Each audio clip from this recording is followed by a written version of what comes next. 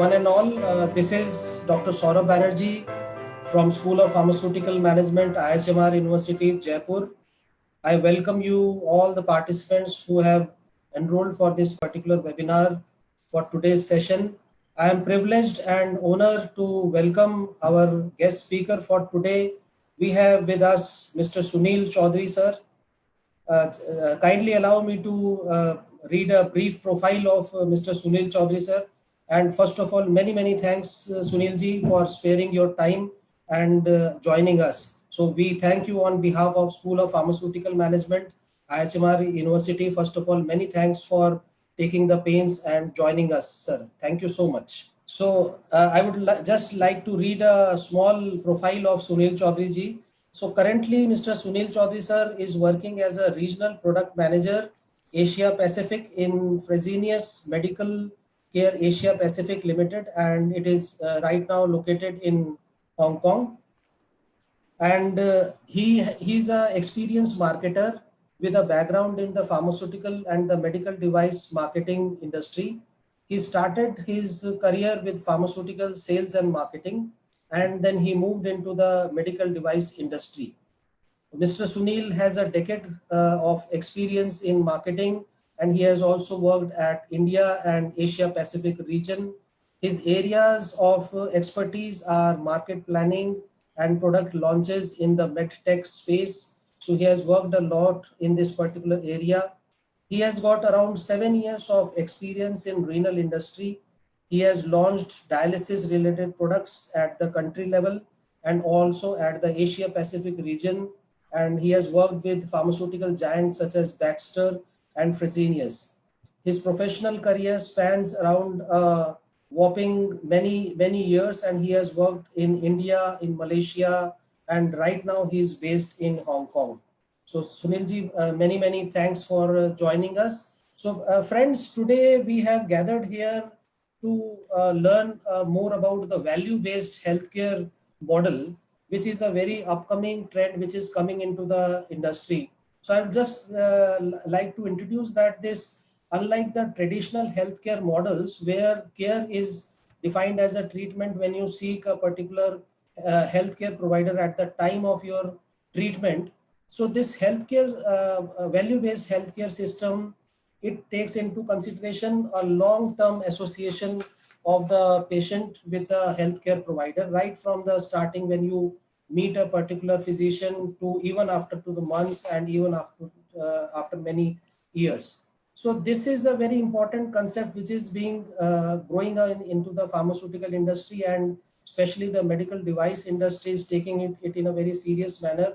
And the future models of healthcare delivery are based on this particular model. This particular model helps to get rid of the commodity trap, which is not very feasible, and the healthcare providers take the value-based healthcare as a long-term association.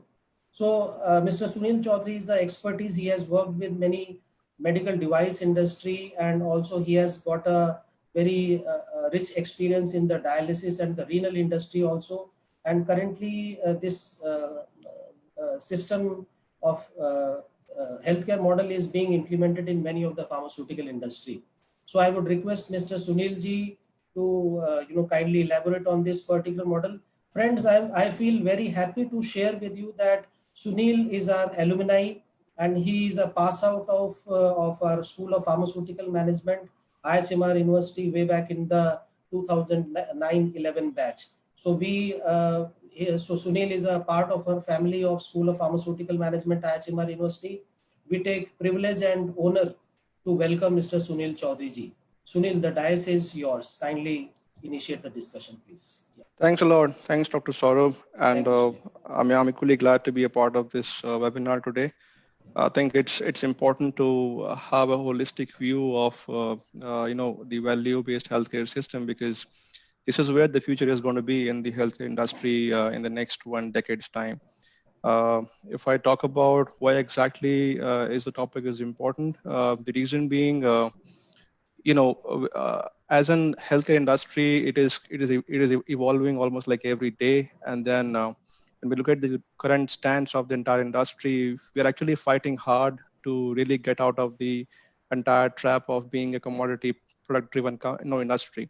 Right. Because especially in case of the medical devices, the challenge is much more because, end of the day, even a customer or a patient would like to have some sort of value coming out of it. So it becomes all the more important that industry start focusing more and more on the value based system. And we have already seen a very strong trend coming in from the Western world, especially from the US, from UK, and some part of the emerging Asia, or I would say Asia Pacific markets as well. So my whole objective of today's discussion is to give our students a bit of a clarity around exactly where they need to now focus more when they become a part of the entire industry moving forward, and then try to take down some learnings, some takeaway messages which they can start working upon once they become part of the entire industry moving forward. So Exactly. yeah, so this is the whole idea. And what we would do now is I'll take them through the entire discussion points one by one. And then towards the end, we can open up for a Q&A session as well. Sure, And then sure, sure, even sure. if they have any questions around the medical device industry as such or the Sure. profession, feel free to ask me. That would be great. That would be great. Yeah, so I'm sharing my screen now. Let Yeah, me know if you can see the please. Yeah, I'll just. presentation. So let's begin our discussion on value-based healthcare in the medical device industry. So I think first of all, we should know that why there is so much of focus coming in on the word called value-based, healthcare system.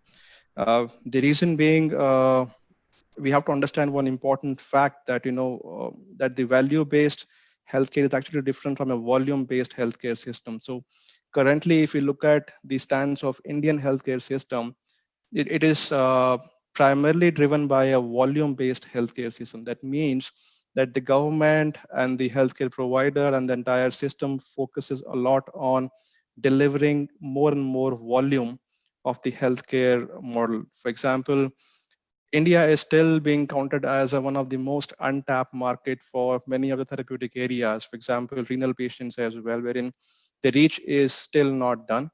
And that is why even the government is also trying to focus to tap the untapped market, for example, trying to deliver the healthcare to more and more number of patients. So it's always driven by the volume. We are looking at more and more number of patients to come into the treatment forte, but we haven't really paid any attention towards how good is the quality of those patients being treated. So government's focus is entirely on taking the healthcare models to more number of patients. It is more around the market access, reaching out to more and more number of patients, going down to tier 2, tier 3 sort of cities, starting from the metro cities. But I think we also have to equally give weightage to the kind of treatment that the patients are getting right now.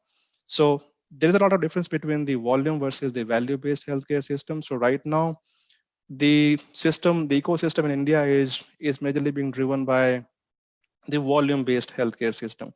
And I think the future is going to be around the value-based healthcare system, wherein we just not only focus on the quantity or the number of patients being treated, but also look at how effectively are they being treated. Are they really getting any kind of value for the money or not? That's the whole difference coming in forward. So let's try to have a look around what are the different components of healthcare system in India, in medical device industry altogether. And then also we'll also see how exactly are the medical device companies trying to put more focus into this direction. So with this, we can begin the presentation. So our learning objective for today's session will revolve around these 4 or 5 pointers. We should understand that the value-based system is not just about a medical device or a product. It is beyond that. It is more towards the solution-centric approach and not just a product or a device. We'll also look at how effective is going to be the value-based healthcare framework. Is it really going to be driven in the future or not, and what will be the solutions? The most fundamental part of the entire value chain of the value-based healthcare system is the outcome. So will the healthcare system would like to pay for outcomes and not just the product services? That's another important point in the entire metrics. We'll also try to have a quick glimpse of how effective is the value-based care system in Asia Pacific.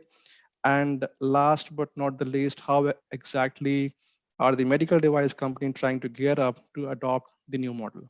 So just to begin with, what exactly is the value-based healthcare system?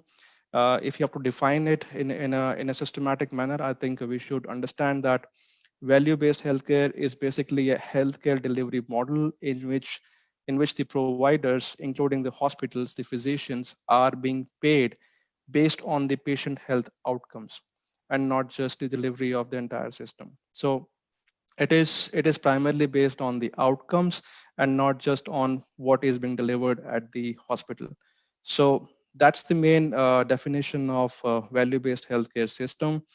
Under the value-based healthcare agreement or the system, the providers are being rewarded for helping patients improve their life and reduce the effects and the incidence of chronic diseases. So basically, if I have to define that, value-based healthcare system is basically an approach to really provide what matters most to all the patients at a most reasonable cost. That is what is important. So if we have to deliver a very effective economical outcome, it has to be more of a coordinated approach, which is important between the patient and the entire healthcare system. So that is where the role of care coordination will come into the picture, and why it is getting more and more important for the emerging Asia or the Asian countries is because right now in the Asia Pacific, we are still having a much younger population as compared to the Western world, where the population is more of the older age group. That is where the demand is more.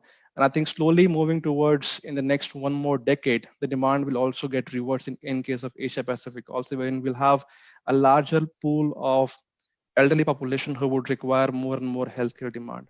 So it is actually one of the future requests which we are looking at in today's context. I think this will also give you a very good example of how we are trying to bring the change in the system.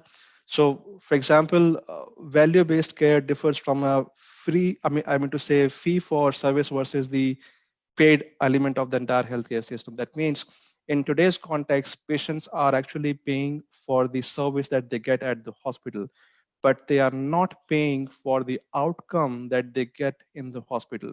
So what exactly is the outcome? How can we really measure the outcome? So outcome will be depending upon how soon a patient can get rid of the ailment.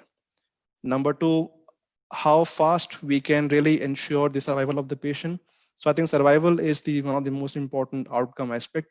Second is how fast we can get the recovery of the patient. So time.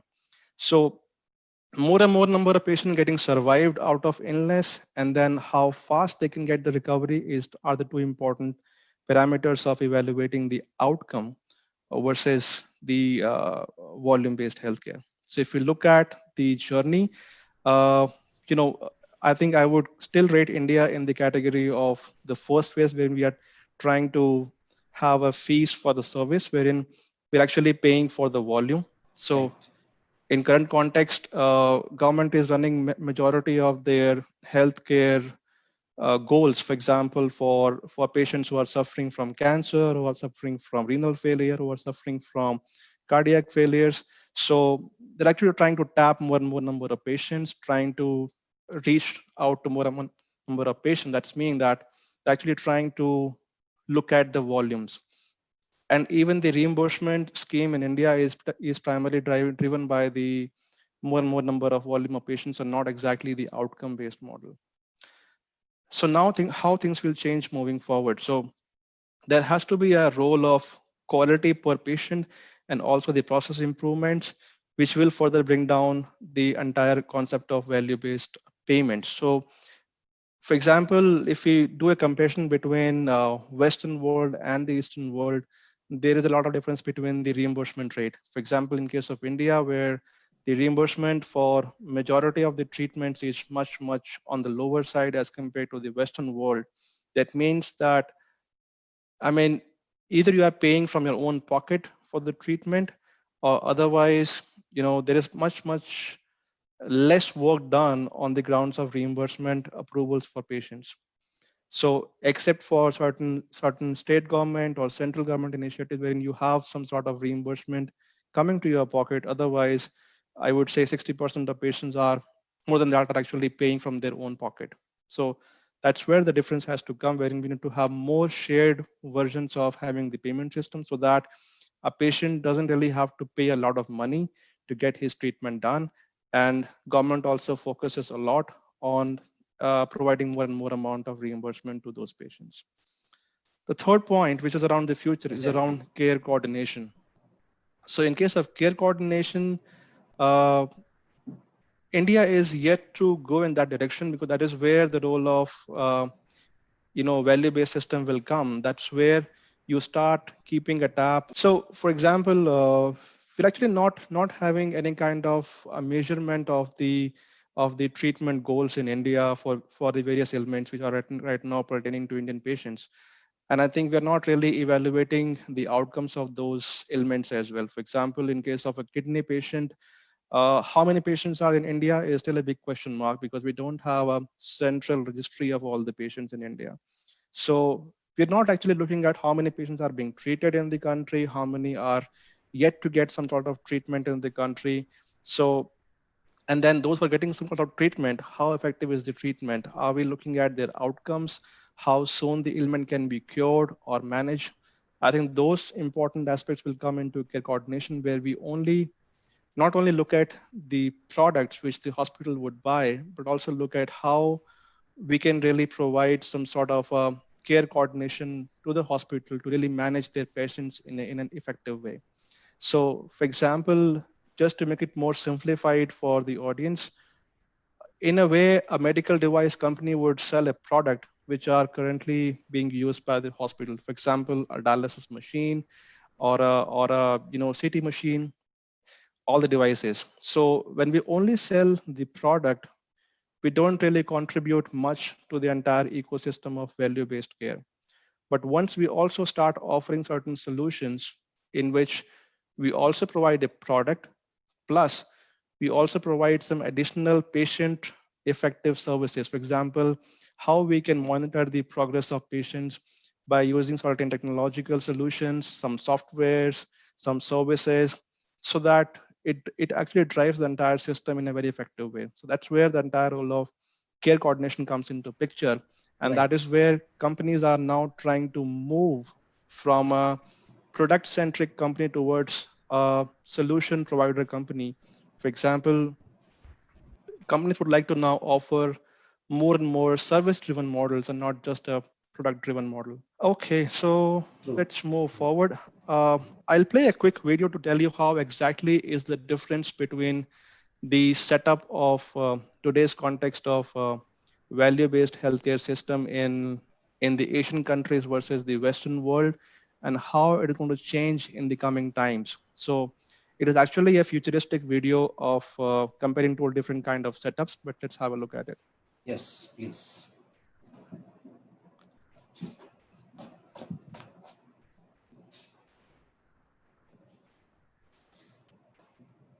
Currently, we see dysfunction in healthcare systems around the world, despite an exponentially growing knowledge base in medicine. Estimates indicate that 30% of healthcare spent is wasted. There's wide variation in both health outcomes achieved and costs across providers, regions, and countries. And costs are rising at an unsustainable rate, outpacing GDP despite pressure by governments and payers to control cost. We need a healthcare system where patients and stakeholders are aligned on the definition of success. That is, delivering outcomes that matter to patients at the lowest cost. This is value. Sylvie and Kabir are two retired adults about to start their journey through the healthcare system. Sylvie lives in the world we know today, while Kabir lives in the world of the future with a true value-based healthcare system. Kabir and Sylvie have been experiencing long-term hip pain. Hip replacement surgery is being considered. Sylvie is referred to a hospital near her home with favorable patient experience reports. Unfortunately, it has high readmission rates and performs a limited number of hip replacements per year. Readmission rate is the only quality metric that is measured by the surgical unit, and this data is not available to the public. In contrast, Kabir and his primary care physician consult a website that compares hip replacement outcomes across all hospitals in the country. A hospital located an hour away is highly ranked with low readmission rates and scores highly in patient-reported mobility post-surgery. Unfortunately, Sylvie cannot remember her full list of medications during the preoperative assessment. This forces the surgeon to initiate an administrative procedure requiring her doctors to complete several forms. Scheduling Sylvie's surgery is delayed by a week. Kabir's surgeon asks for his consent to access his electronic medical record. The hospital system is linked with others in the region, allowing him to quickly gather all of Kabir's medical history from previous visits. Sylvie's surgeon selects a prosthesis that he's been working with in recent years and with which he's the most comfortable operating. For Kabir, on the other hand, a multidisciplinary clinical team with a surgeon, a geriatrician, and a physiotherapist discusses his mobility goals. Using Hip4Me, a decision support tool, and noting that Kabir is a devoted cyclist, they agree on the best prosthesis. Kabir's doctor books the surgery with a colleague who has outstanding mobility outcomes with the chosen device. Sylvie's and Kabir's post-operative journeys are complicated when they contract an infection at the surgical site. Both must undergo additional surgery to replace the prosthesis. Sylvie's hospital operates under a fee-for-service reimbursement plan. Sylvie is required to pay a $4,000 copay, while her insurance pays an additional $6,000. Kabir's surgery was charged as a bundled payment that included the cost of all interventions associated with his hip replacement, beginning with his preoperative appointment and including the second operation. At Kabir's hospital, the financial incentive to reduce post-operative infections is strong, and his infection is a rare exception. Sylvie's medical staff assumes Sylvie's rehabilitation spot will remain available even after the delay from the second surgery. Unfortunately, the bed is given to another patient.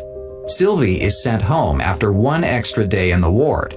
However, she faints soon after coming home and returns to the hospital emergency room. Sylvie's stay is extended to 5 days before she feels comfortable to return home. In Kabir's case, the rehabilitation center was immediately alerted to ensure a spot is kept available. His medical team understands the importance of early rehabilitation. A delay has high chances of impairing the surgical outcomes for which the surgeon is responsible. Kabir's bundled payment includes the rehabilitation cost and is linked to patient outcomes, incentivizing the surgical department to collaborate closely with rehabilitation centers. Kabir's rehabilitation is successful, and he's able to begin cycling just 6 weeks post-surgery. Sylvie's experience is not the product of bad intentions, but the result of rational responses to the complex rules and incentives that have evolved over decades, leading to negative unintended consequences. A focus on value can transform Sylvie's story into Kabir's. To do so, we need a truly patient-centric healthcare system that starts with measuring health outcomes and combines informatics with key enablers and a supportive public policy environment. In the end, we would create an evolutionary healthcare system where outcomes transparency allows us to learn from systems around the world, identifying best practices and eliminating wasteful spending that does not drive value. This is the future of healthcare. This is value-based healthcare.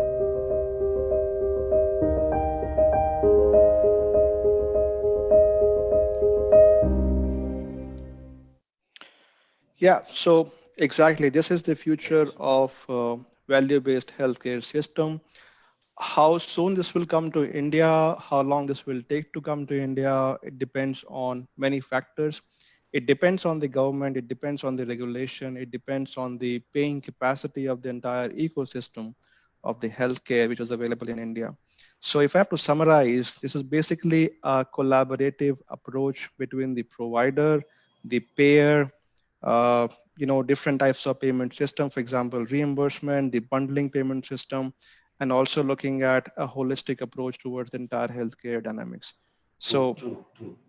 this is where the difference will come, but how soon it will come, it depends on the circumstances and how aggressively India would like to, have more and more expenditure in the healthcare. That would decide the future of value-based healthcare system in India. All right, so let's move ahead. This is again, just to give you an example of the different components being involved in the value-based healthcare dynamics. So what exactly are the benefits out of the value-based healthcare system? So if I have to define it for the entire ecosystem of healthcare, it starts from patients. So by implementing value-based healthcare system, patients will be getting the treatment at a lower cost with better outcomes. Providers, the hospitals, should get a higher patient satisfaction rate and better care efficiencies. In terms of the payers who are paying for the treatment, for example, the insurance agencies, the government reimbursement agencies, they should have a stronger cost control and reduce risk. The suppliers who are actually part of the entire ecosystem, for example, med device manufacturers, they should be able to align their prices with the patient outcomes.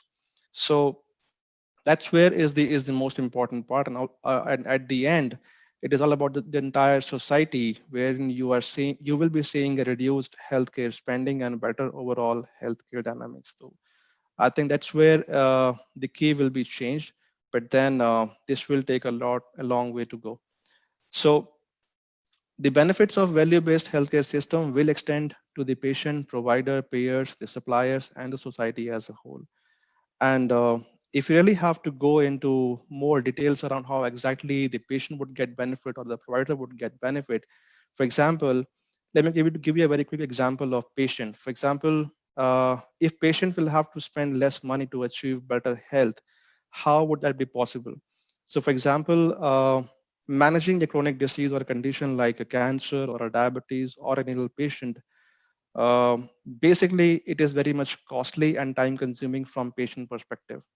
Now, value-based care model will focus on helping the patients recover from these kind of illness and injuries more quickly and avoid chronic disease in the first place.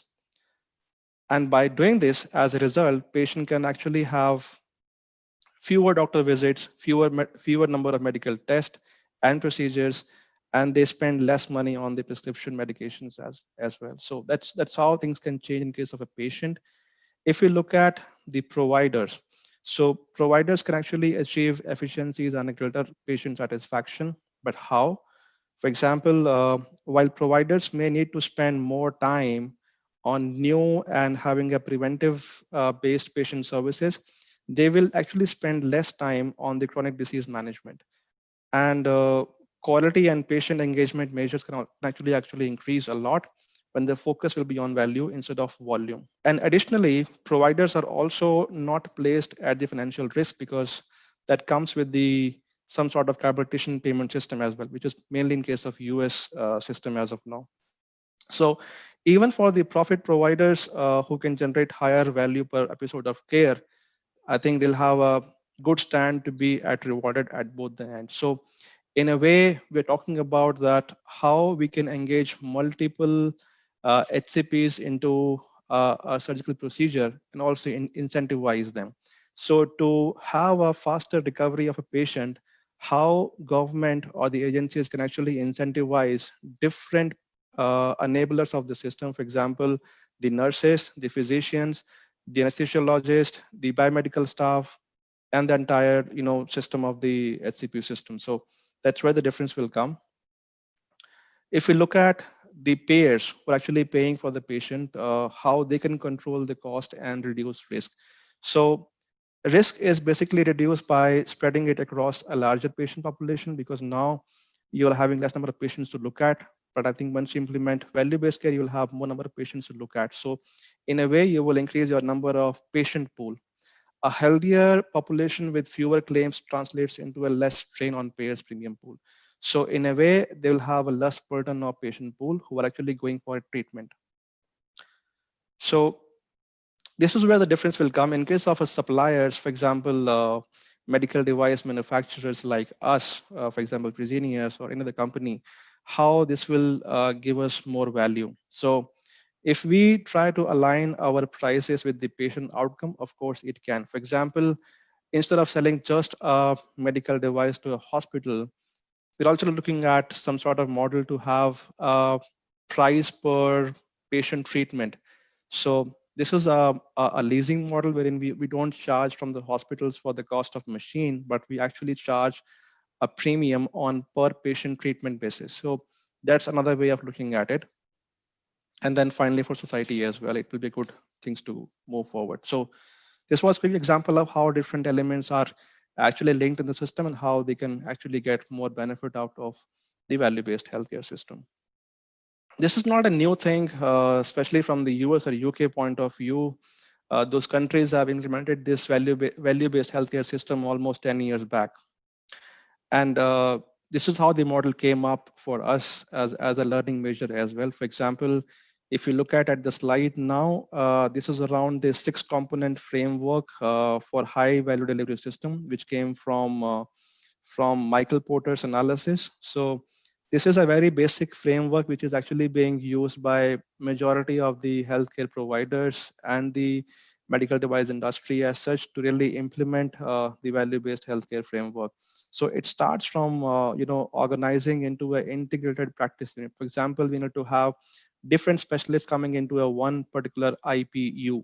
So you need to have a surgeon in place, you need to have a nurse in place, you need to have a physician in place, and we try to incentivize those healthcare professionals so that they can contribute to a faster recovery of a patient more quickly. So that's the point number one. Point number two is around how do we really measure the outcome and the cost for every patient. I think that's where the needle will move and will bring a new change. As of now, there hasn't been much done on this pointer, but I think once we realize the importance of value-based healthcare system and we start focusing on providing different tools to the hospitals to start measuring their outcomes, I think eventually the cost will also go down. Point number three is to move to bundle payments for conditions. For example, who has to pay for the treatment? Is it going to be the only patient being a self-paying patient, or it is going to be some insurance agency or a funding coming in from the government? That has to be a shared version of the payment. So if government contributes more and more, provides more and more reimbursement, either it becomes for the system to actually get benefit out of it. Point number four is around having an integrated multi-site care delivery system. That means what? Let's not restrict our healthcare system to an individual state or a standalone center. It has to be more cohesive, more synergistic across the nation, so that even if a patient shifts from, let's say, from Chennai to Delhi, he get the same treatment at both the places. That's where we talk about the expanded geographic reach. So this is how the entire ecosystem can work for a value-based healthcare system. My advice to students would be to really pay more attention to this framework and try to think innovatively how they can contribute more towards their organizations to have some sort of a plan wherein they can really rope in more things to really work out the value-based healthcare system. Let me also give you a quick example of what is currently being done by the medical device industry or different companies, what they are doing, how they are contributing towards the value-based healthcare system. So I picked up two examples. One is from my own company, Fresenius. The other one is from 3M. And let's have a look at how exactly these two companies are trying to really bridge the gap between volume versus the value-based healthcare system. The opportunity for the Dialysis Patients Demonstration Act to reduce costs to the overall healthcare system is to reduce hospitalizations, to optimize the use of medications and their most efficient use, and the opportunity to look at things outside of individual medical treatments. So when the lens of our care shifts from the dialysis treatment alone to their overall outcomes, these additional benefits play a big role in helping create positive outcomes for patients.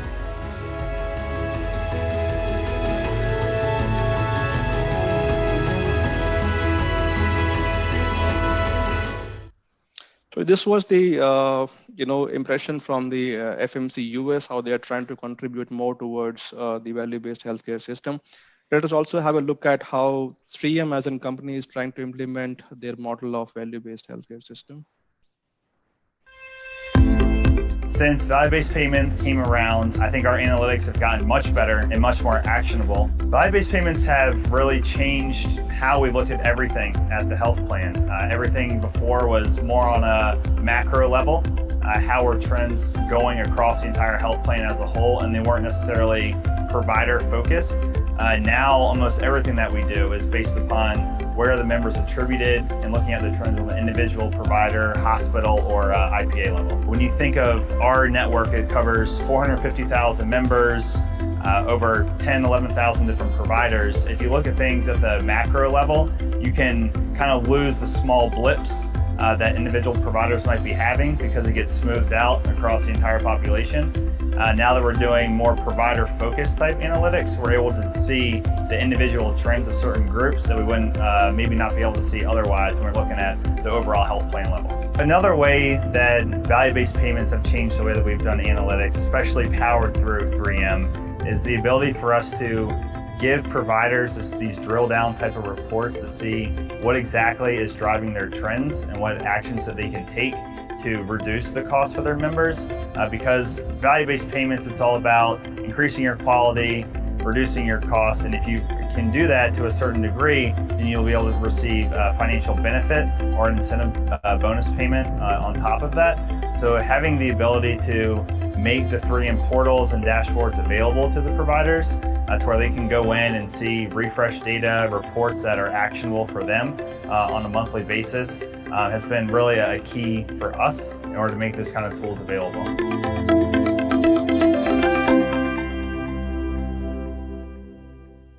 Yeah, so you would have seen how two different companies are trying to implement the entire model of value-based healthcare system. Yes, yes.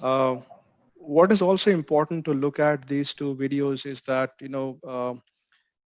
it would not be possible to really implement the entire system if we don't get any support from the government, or if it is not a focus area for a government to really increase the expenditure on the healthcare investment. Otherwise, it's not really workable, because in a way you have to shift those costs to somewhere.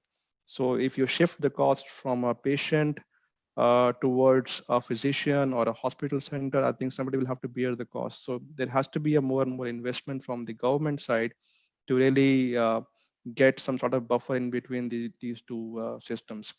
The next important point is how can we really change the pace of getting survival or the treatment time.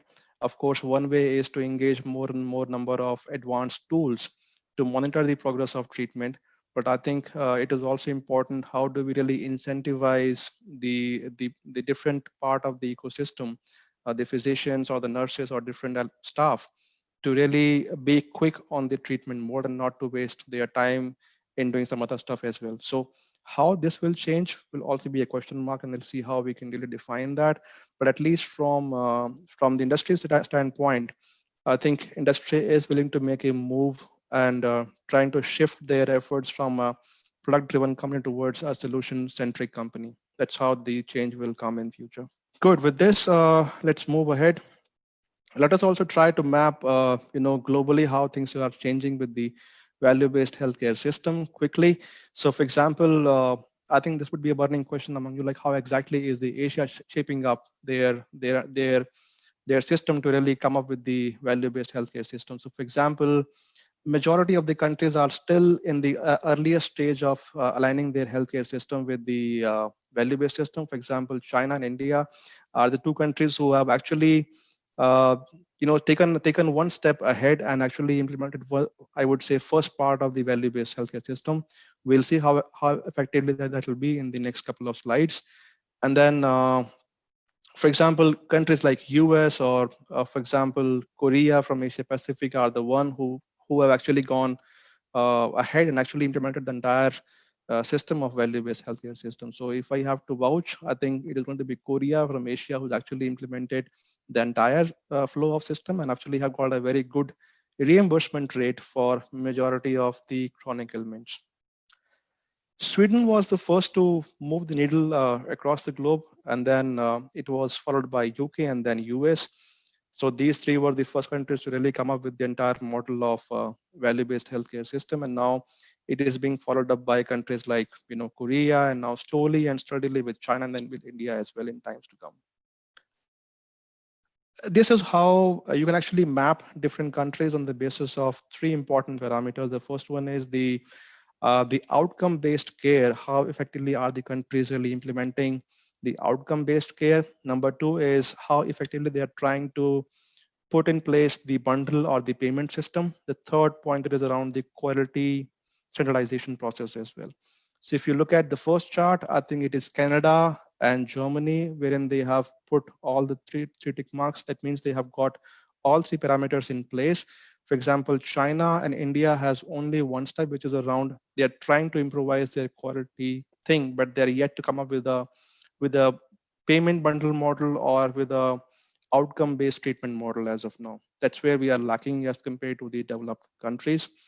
On the other graph, you can see that countries like US, UK, or UAE, or Turkey, or Sweden. That's where you have all three parameters in place, and they are trying to drive more and more value-based healthcare in their respective countries. This is another way to look at the data. For example, this was more of a data collection from one of the study which was done by Economics Intelligence Unit in last year time, and they found that there's actually no broad policy or efforts to collect data points on patient treatment cost in case of India.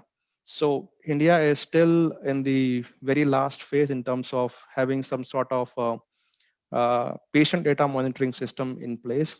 If you look at countries like Germany or Korea, Sweden, they have actually all the policies in place, and also they're looking at very attractively on the treatment goals as well. So this is how the things will flow, and it is a long way for India to actually go ahead and then meet those targets in times to come. So there are different kind of challenges, and we also have different kind of opportunities in place to really play the game with value-based healthcare system. For example, India have a very large youth population at present, so we have enough time in place to really start implementing those procedures to come up with the entire value-based healthcare system. We're also looking at a fast-paced urbanization as well in India.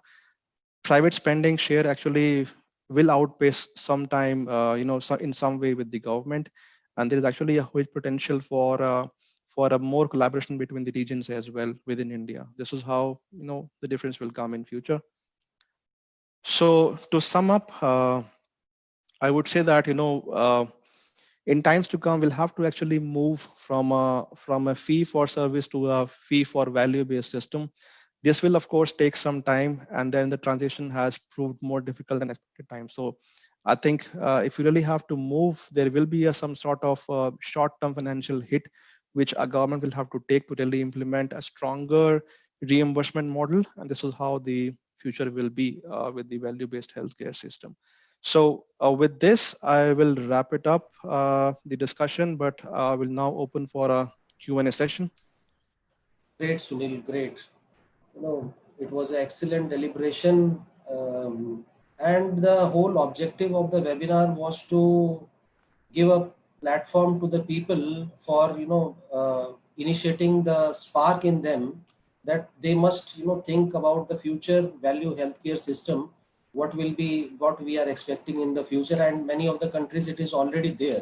So with this kind of sharing of your things, what you shared today, I'm very confident that the people will think in this particular direction, because this is the future. So people should try to introspect into this particular value-based healthcare system. I'm reminded of a very famous quote that somebody has told, a very important quote, that the future belongs to those who prepares for it today. So Sunil, you have prepared the people today. So I'm very confident that the people will be using this particular deliberation in thinking about this value-based healthcare system in the future. Let's take some question and answers. So we have, and Sunil, you are getting a lot of appreciation from the people. They are loving your presentation and the deliberation what you have made. So kindly accept our compliments for that thing. So can we take, there is one question, Sunil, that sir, Government of India allowed 100% FDI on medical device industry. Will it affect? So can you respond to this Yes. question? Yeah, so FDI in the manufacturing side is actually helping a lot the entire industry.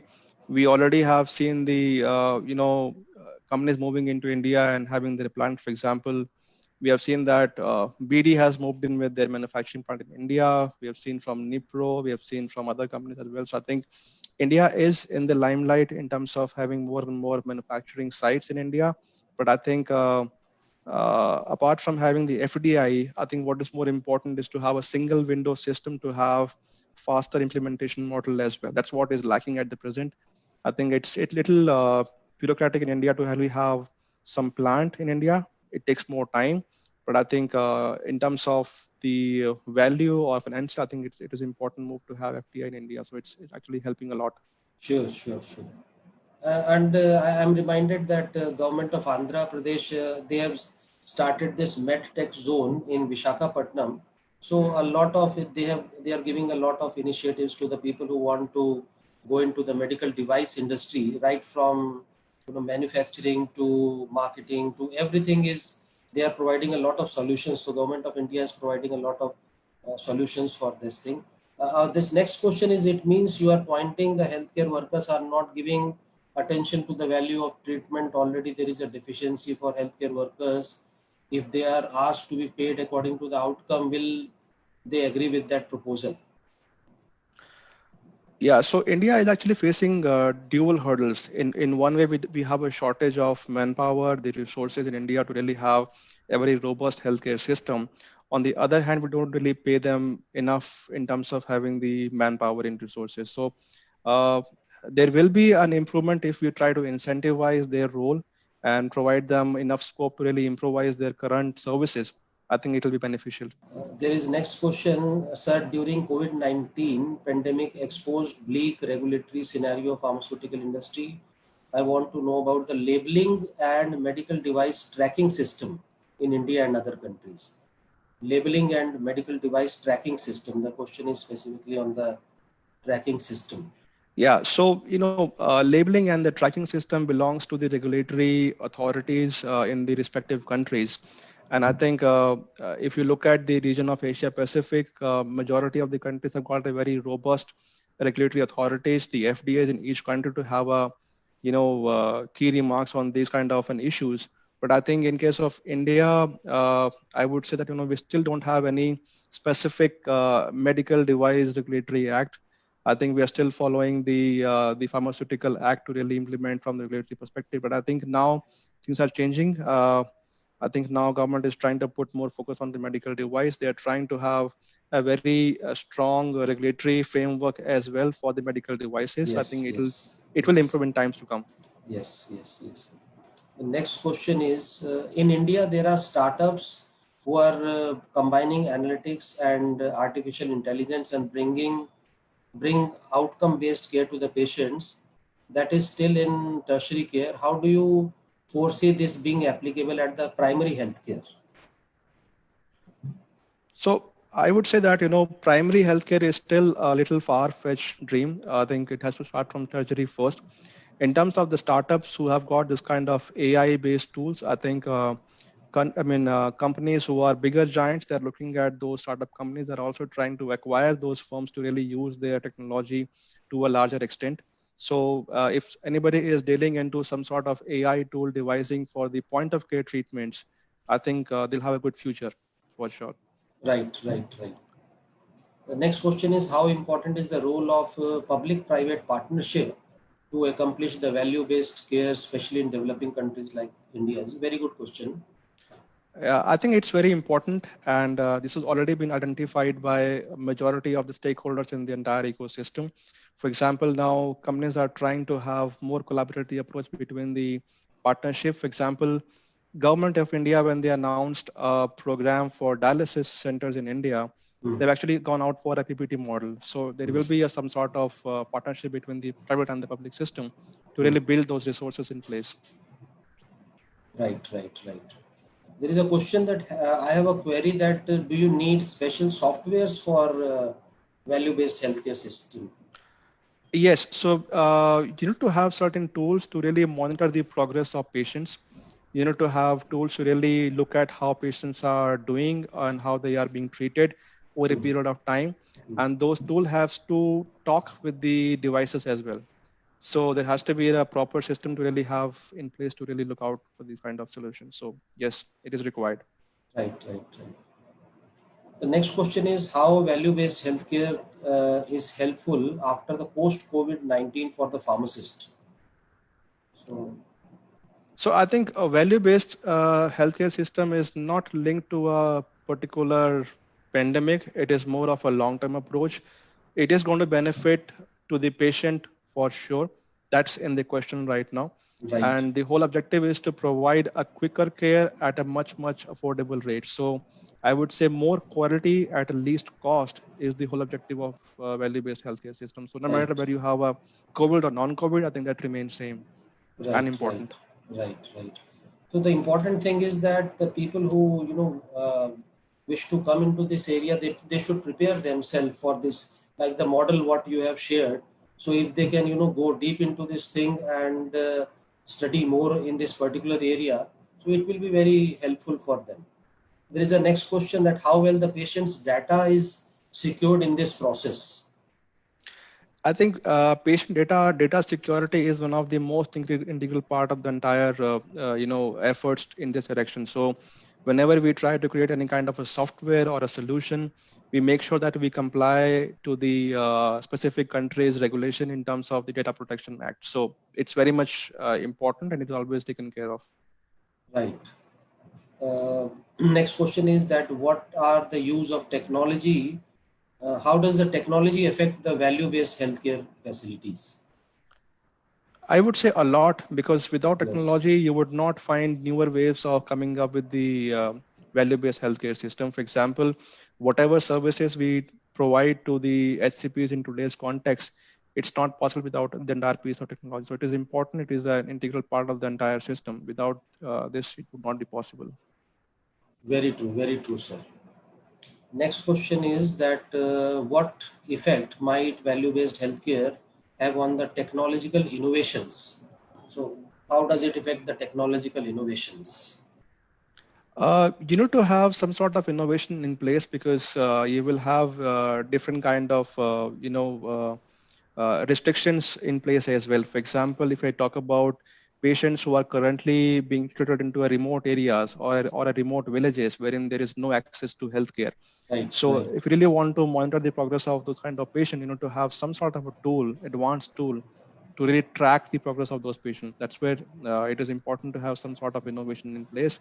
For example, we are trying to shift our system from a very LAN-based or a computer-based services to move towards a Wi-Fi enabled based services now, so that there is no much of a lag between the treatment times. True. There is a question on the clinical trials is related to that. In the clinical trials, for the drugs to come to the market, it has to go through the phase 4, like 1, 2, 3, 4, and it approximately 7 to 8 years. What about the medical devices? What are their protocols for the clinical trials? So medical devices also follow the same kind of trial procedure, but it also depends on the country specific requirements as well. For example, if you really have to launch a new medical device in India, you do not require to go for a clinical trial in India. For example, in case of China pretty much requires a clinical trial before launching a medical device in China. So it depends from country to country requirements, but it is still not as stringent as a pharmaceutical drug. I think we have, related to our area of, deliberation, we have answered all the questions. Rest of the thing, people, you can just send your questions. If you have anything more, we'll reply to your queries by mail. So I think we have answered, Sunil, almost all the questions which are pertaining to the topic. So in the last, if we have just 3 or 4 minutes, Sunil, if you could just share that what is the healthcare system of Hong Kong? So if you could just briefly tell that what is the healthcare system in Hong Kong, it would give us an idea. Yeah, so if you have to understand the entire metrics of Asia Pacific region as such, so Yeah. we have two different kind of system here. One is the developing world. So in case of developing countries, we have the entire Southeast Asia countries. Hong Kong is part of the mature markets. It is a developed market. So markets like, Hong Kong or Korea or New Zealand or Australia or Japan, they are pretty much advanced. And I would say as good as the US or UK system. So here, every patient is actually insured, and then the treatment is free of cost to all the patients who are part of the Hong Kong system. So I would say it is much more advanced than any other emerging market in the Asia Pacific country. Right. So we have almost answered all the things, and we are on the point of finishing this thing. Sunil, it was a great deliberation, and the whole objective of the webinar was to throw some light on the value-based healthcare system, which is the upcoming model in many of the medical devices in the industry. So I'm very sure with this particular fire which you have, just ignited in the minds of the people, I'm very sure the people will think it to go into this particular field. And this was the objective of the webinar, to help them to explore the world of value-based healthcare. So on behalf of School of Pharmaceutical Management, IHMR University, you are a part of our school only, and we take pride in this particular thing. And we are very happy that you have come to such a esteemed position, and you are working at such a renowned position in the world. And many thanks. Please accept our sincere thanks for the pains and the efforts which you have put into making the presentation, the time which you have invested in making the deliberation. It was so kind of you. Thank you so much on behalf of the participants, School of Pharmaceutical and Management, IHMR University. I thank you very much once again for sparing your valuable time with us. We look forward for your continuous guidance in this particular area. So thank you so much for being with us. Thank you so Thanks much. Thanks a lot. I think I'm really happy to assist whatever I could. And I think my only request is that, tomorrow, whether you join a company or a hospital or a government affairs, try to have some focus on this topic so that, can really contribute more in the times to come. So that's all from my side. Thanks a lot for listening and having the attention. Thank you. Thank you so much, Sunil. Have a nice day. Thank you. Bye-bye. Thank you so much. Bye. Take care. Bye.